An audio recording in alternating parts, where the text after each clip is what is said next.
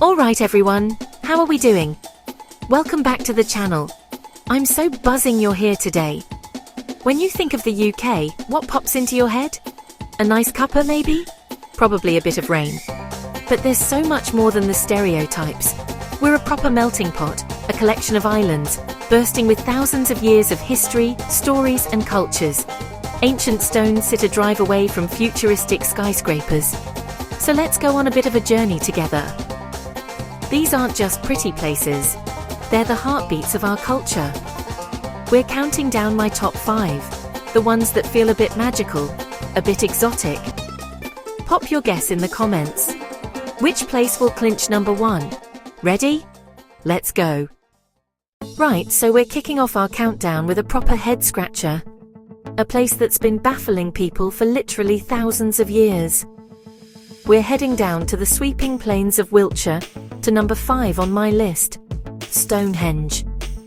These massive, colossal stones, standing in a circle, silent and mysterious against the sky. But honestly, seeing it on a postcard does it absolutely no justice. You have to be there to feel the sheer scale of it. It feels completely otherworldly. And the big question, the one that everyone asks, is just how and why? How did people, over 4,500 years ago, with no modern technology, manage to transport these gigantic stones? Some from over 150 miles away in Wales. It's a mystery that still fascinates archaeologists, historians, and all of us. They think it was a burial ground, a place for rituals, or maybe even a massive astronomical calendar. The midsummer sunrise, when the sun's first rays shine directly into the heart of the circle, is just incredible. You can see why ancient people would have thought this place was pure magic. It's a living, breathing part of our culture today. Modern-day druids and pagans see this as their sacred temple. Every year, thousands gather for the solstices. Music, dancing, people in amazing outfits. Standing there at dawn, with drums echoing and the sun creeping over the heelstone, you feel this incredible connection to everyone, and to the past. Stories of giants, of the wizard Merlin moving the stones, part of our identity and mythology. It's a symbol of human ingenuity, perseverance, and our endless fascination with the cosmos. It's a puzzle box, a spiritual hub, a triumph of ancient engineering. My number 5. From the ancient and mystical, we're catapulting forward into the heart of London. For my number 4 spot, it's the magnificent, the one and only, Tower Bridge. Now don't get it mixed up with London Bridge. Classic mistake. You've got enormous ornate towers, high-level walkways, and the famous bascules. It's a proper feat of Victorian engineering, a story of innovation and ambition. Bells ring, the traffic stops, and the road lifts into the air, a proper spectacle. Inside, you'll meet the people and machines that built it. They've got glass floors now, terrifying and amazing at once. Old versus new, Tower of London here, the Shard there. That contrast is London's essence. It's a shorthand for London in films and TV. A stage for big moments, and pure romance by night. Not just a bridge, a living museum, a gallery, a symbol of resilience. For engineering genius, iconic status, and London's spirit, my number 4. A true giant of British culture, never fails to take my breath away. Just an absolute classic. Alright, for our number 3, we're swapping the hustle and bustle of the city for something completely different. We're heading north, to a place of breathtaking natural beauty, the Lake District. A UNESCO World Heritage Site. A unique cultural landscape. Majestic, rugged fells dropping into vast, shimmering meres. Not untouched wilderness, shaped by farming, quarrying, living. A living, working landscape. Culture in motion.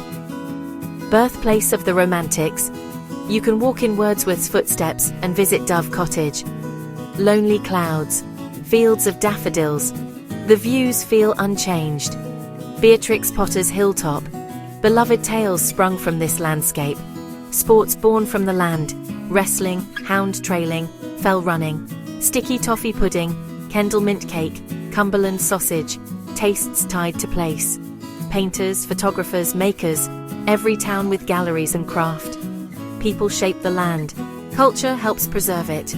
More than a beautiful view, a cultural landscape where nature and culture intertwine. My number 3. Right, we're at the pointy end now, heading north to Scotland's magnificent capital, Edinburgh. Edinburgh Castle, perched on an extinct volcano, the heart and soul of Scotland.